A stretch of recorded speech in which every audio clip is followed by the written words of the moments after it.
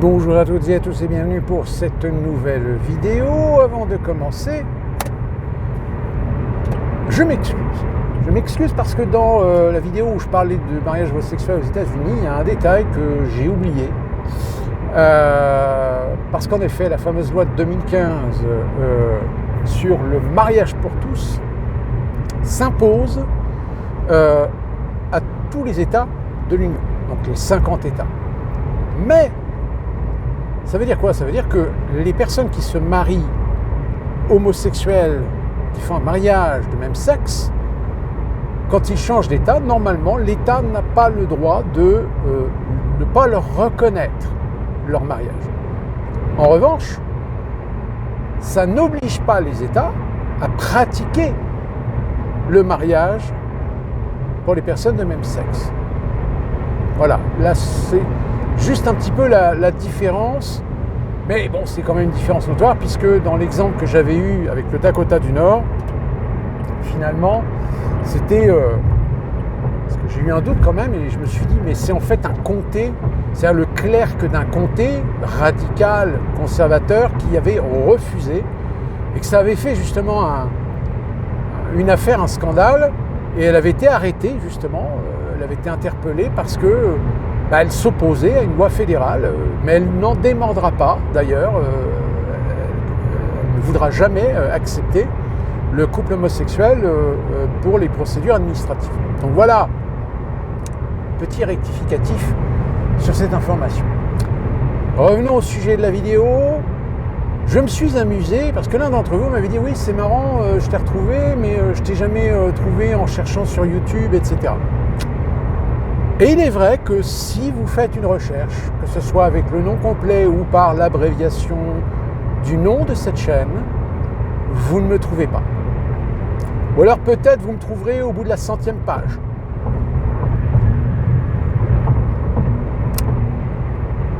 Mais bon, un peu logique dans le sens où je n'ai pas suffisamment d'abonnés et puis j'ai pas suffisamment de vues.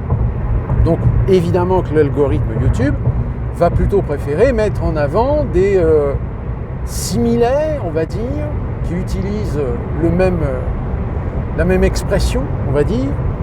Mais alors ce qui est marrant, c'est que je suis tombé sur des comptes qui ont moins d'abonnés et qui font encore moins de vues que moi. D'où la question, pourquoi des chaînes qui utilisent à peu près la même terminologie que moi sont proposées dans les 50 premières pages de recherche et que votre serviteur n'y figure pas. Tout simplement parce que, vous l'avez peut-être entendu récemment, YouTube a changé certains algorithmes. Et ce changement a eu pour conséquence que des youtubeurs, des célèbres youtubeurs, ont constaté une chute moyenne de leurs vues sur leurs vidéos. Et encore pire, quand c'est des chaînes de gens qui abordent des sujets d'actualité, de débat, de polémique, ou qui sont clairement affichés politiquement. Alors évidemment, tout le monde aujourd'hui, tous les youtubeurs qui sont monétisés, sont en train tout simplement de commencer à réfléchir d'une alternative. Parce que le problème, c'est que si leur vidéo fait moins de vues, ça veut dire que c'est moins de pognon. La monétisation se perd. Alors apparemment, il y en a un qui avait dit qu'il perdait à peu près 20 ou 30% sur ses revenus moyens sur YouTube grâce à la publicité. Ce qui n'est pas... voilà. Donc c'est bien la preuve que YouTube resserre l'étau, c'est-à-dire que... Alors il n'y a pas une censure particulière contre un certain genre ou un certain type de discours dans les vidéos YouTube, mais très clairement YouTube aujourd'hui ne veut quasiment que des vidéos de divertissement. Dès que ça commence à taper des vidéos d'actualité, de débat, d'analyse, je pense par exemple à TV Liberté ou Blast ou pas si Mediapart, ils ont leur chaîne YouTube. François Asselineau aussi a constaté une baisse moyenne des vues. Et tous s'accordent à dire que, tout simplement, c'est parce que l'algorithme YouTube propose de moins en moins leur chaîne à des gens qui voudraient chercher ou qui, par exemple, consultent régulièrement des vidéos qui abordent certains sujets, d'où les hashtags. Donc ça devient compliqué. Alors moi personnellement je m'en fous parce que de toute façon je continue dans ma lignée, mais très clairement il y a beaucoup de youtubeurs aujourd'hui qui commencent à réfléchir, à se dire mais est-ce que notre modèle économique un jour ou l'autre va peut-être pas falloir en changer? Parce que si YouTube continue à changer ses algorithmes et qui font en sorte qu'on a de moins en moins de vues, qu'on est de moins en moins présenté ou proposé dans les recherches ou voire même proposé dans les fils YouTube, oui, en effet.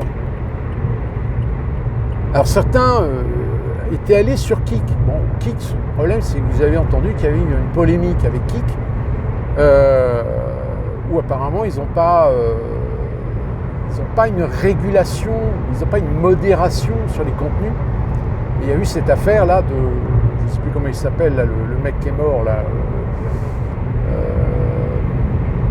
Bref, si vous vous souvenez de cette affaire.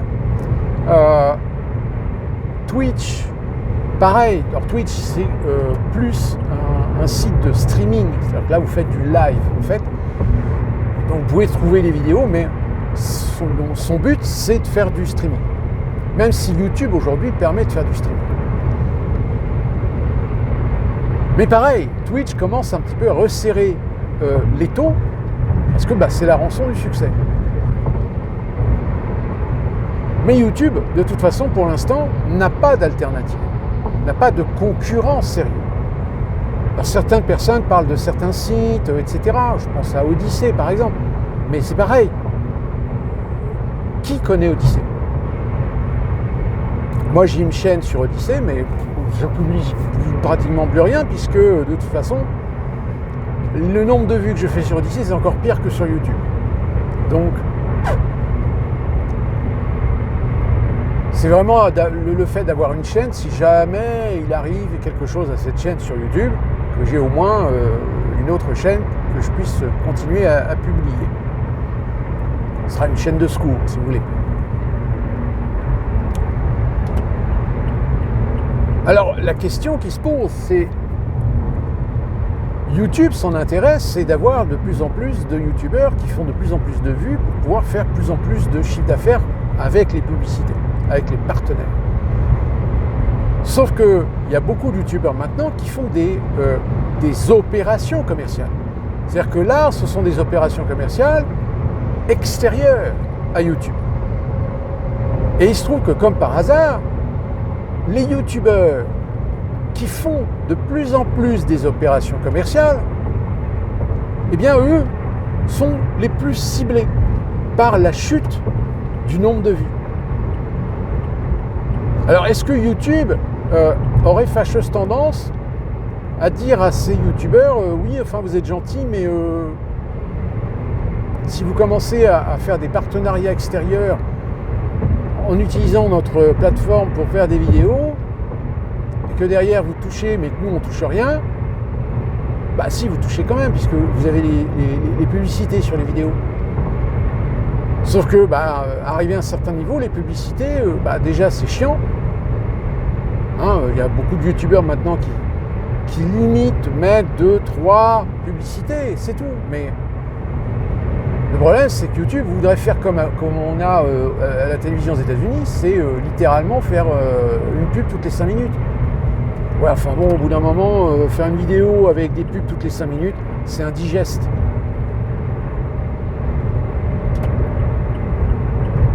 Donc, alors, votre serviteur n'est pas très impacté puisque il continue à faire sa progression timidement, on va dire, mais sûrement, même si là j'ai atteint les 580 quand même. Ça a stagné pendant un mois à 579, il y en a un qui est parti à 578, là il y en a un qui est revenu à 579 et là je suis à 580. D'ailleurs, si vous reconnaissez, soyez bienvenus et n'hésitez pas à participer, à contribuer, à commenter, à chatouiller les algorithmes comme on dit, parce que c'est justement là, c'est aussi vos commentaires qui à un moment donné font réagir les algorithmes pour se dire tiens, il y a une activité d'échange sur cette chaîne, donc peut-être que là ça serait intéressant de peut-être la promouvoir, peut-être que les contenus intéresseraient certaines personnes. Donc pareil, le problème de YouTube, c'est que depuis quelques années, ils ont essayé de se mettre à la page des formats très courts, c'est-à-dire les fameux, ce qu'on appelle les shorts, ce qui a été propulsé par TikTok et par la suite par Instagram. Donc YouTube maintenant aussi permet de faire des shorts. Et d'ailleurs, j'en ai pas fait énormément.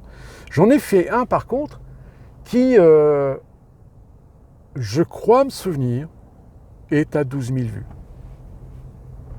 Là, évidemment, à 12 000 vues, on est bien au-delà de ce que mes vidéos font en général. Mais ces 12 000 vues, je les ai faites dans le temps. C'est une vidéo que j'ai faite il y a 2 ans, un petit peu plus de 2 ans maintenant, qui est une vidéo toute conne, t-shirt tout con, sur le billet de $2. Bon. Il n'y a rien de spécial, en effet, c'est juste, voilà, j'introduis le fait que si un jour vous tombez sur un billet de $2, gardez-le. Gardez-le parce qu'il est très rare. Voilà. Un short. Mais on le sait maintenant, de toute façon, les shorts, ça se consomme rapidement. Tu scrolls. Excusez-moi, un short, ça... Alors, suivant les abonnements, vous pouvez avoir l'option de pouvoir faire un short de 5 minutes, je crois, maximum. Si vous ne prenez pas l'option, vous ne pouvez pas faire un short de plus de 30 secondes, ou de 60 secondes, je crois, 60 secondes, 1 minute. Mais là, on est carrément dans le domaine du divertissement, même si certains font des shorts pour essayer justement d'attirer la curiosité des gens sur leur chaîne. Alors peut-être qu'en effet, peut-être que si je faisais des shorts, allez savoir, peut-être que ça ferait augmenter la fréquentation de la chaîne.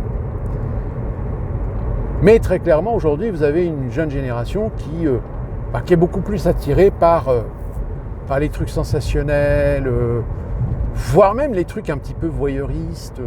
Là, je voyais sur Instagram, excusez-moi, Meta, c'est Facebook, mais il y a des moments, tu tombes sur des trucs, tu te dis...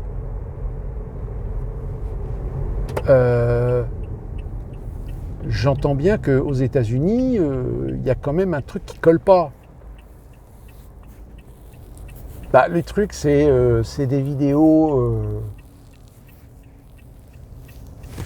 genre des gens qui se font exploser la tête, qui se font tirer dessus, ou qui ont des accidents. C'est glauque, voilà. Ou sinon, oui, vous avez aussi... des jeunes femmes qui sont dans un égocentrisme absolu, quand ce ne sont pas tout simplement, oui, des pornostars, on ne va pas se cacher. Le seul problème, c'est que vous avez aussi des gamines. C'est-à-dire que c'est des gamines, vous voyez bien que c'est des gamines qui ont 9, 10, 11, 12 ans. Et d'ailleurs, c'est sur quoi Zuckerberg s'était fait un petit peu allumer lorsqu'il était passé en audition au Sénat américain, en disant il va peut-être falloir un petit peu réguler ça, parce que là on est sur quelque chose qui touche des mineurs. Bon, sauf que le problème, c'est qu'apparemment, on n'a pas fait grand-chose pour l'instant. Parce que c'est compliqué, parce que c'est difficile. Parce qu'évidemment, il y a toujours la responsabilité parentale ou responsabilité de tutelle. On dit responsabilité de tutelle parce que, bah oui, il y a des gosses des fois qui n'ont pas leurs parents, qui ont perdu leurs parents, qui ont été abandonnés par leurs parents, donc qui ont des familles, des foyers, ou etc. Mais c'est compliqué parce que, très souvent d'ailleurs, les parents aujourd'hui sont un petit peu dépassés. Dépassés par la technologie. C'est-à-dire qu'aujourd'hui, vous avez des gamins qui maîtrisent 10 fois mieux les outils informatiques que les parents eux-mêmes. J'entends par exemple, je ne sais pas si vous avez entendu parler de ça en Europe, je crois en France, où désormais il faut un justificatif d'identité pour justifier l'âge, pour pouvoir fréquenter un site porno. Vous êtes au courant quand même que les gamins, ils savent ce que c'est qu'un VPN. Et en plus, les VPN, ça coûte pas cher. C'est entre 5 et 12, 15 euros par mois. Donc avec un VPN, vous pouvez simuler ou vous connecter sur une adresse IP à l'étranger et bah, le site porno, vous pouvez y aller. Hein. Et c'est ça on entend bien l'ambiguïté de la chose. C'est que, surtout en Europe, on entend oui, il faut réguler, il faut faire ceci, il faut faire cela, il faut responsabiliser les réseaux sociaux, blablabla.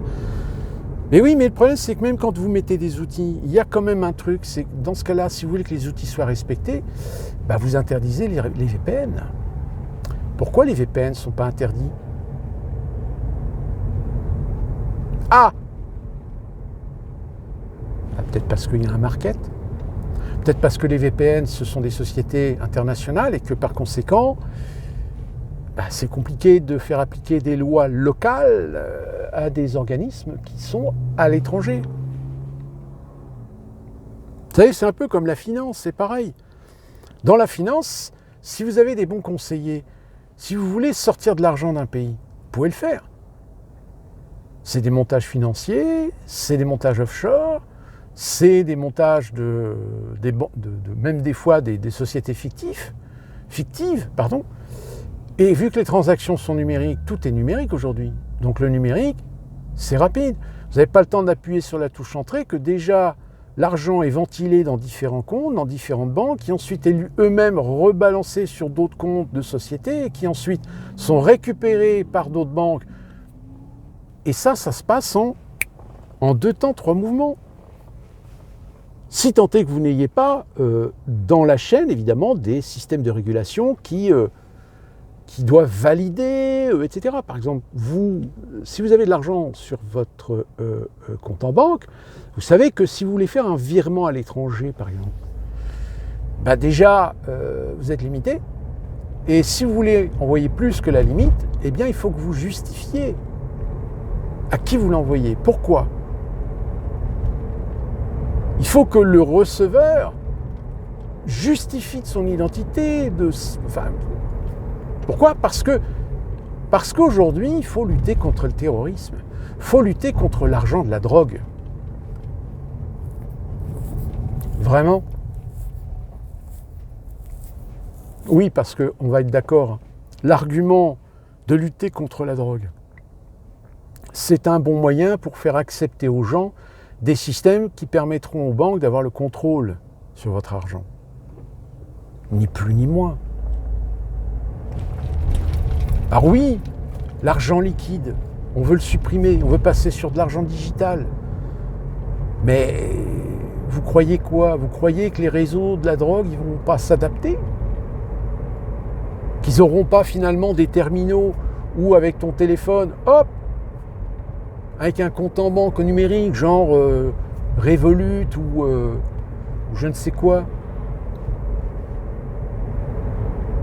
tu es libre de donner de l'argent ou de faire un virement à qui tu veux. Donc l'argument de dire oui, mais ça permet de lutter contre la drogue, ben non. Ça ne permettra pas de lutter contre la drogue, parce que les réseaux de la drogue, eux, ils vont savoir s'adapter. Et en général, les milieux criminels sont souvent avec un train d'avance que les autorités. Preuve en est, c'est que même aujourd'hui, avec la collecte de données, on a tellement de données qu'on n'arrive pas à les gérer. Souvenez-vous, je vous avais parlé de Palantir. Bon, il se trouve que maintenant, depuis, je crois, 2023, l'accord qui avait été passé entre la DGSI et Palantir a été cassé. Et c'est maintenant une société française qui a enfin réussi à offrir un service qui fonctionne pour permettre justement d'analyser les données de façon un peu plus rapide. Parce que le danger, enfin le problème qu'il y avait avec Palantir, c'est qu'évidemment c'est une société américaine et comme toute société américaine, elle a des backdoors, c'est-à-dire que les données traitées par Palantir, vous pouvez être certain que ça va dans la poche de la NSA, du FBI, de la CIA, etc. Et inversement, de toute façon, Palantir aujourd'hui est une société qui a son positionnement parce qu'elle est adoubée par l'administration américaine pour avoir la possibilité de traiter et de collecter des données. Quand un pays étranger fait appel à Palantir pour traiter des données et acheter son système Patreon, c'est Patreon je crois, on est d'accord que Patreon n'est pas un système sécurisé. Patreon a un backdoor. Tous les pays qui utilisent Patreon, évidemment, toutes les données sont aspirées. Alors que aspirées par Palantir ou aspirées par la NSA, essentiellement les Américains, d'une manière générale. Il n'y a pas d'outils sécurisés, il n'y a pas d'outils adoubés par l'administration américaine, par l'État profond américain, qui veut absolument avoir la possibilité d'avoir la main sur toutes les données que ces sociétés traitent.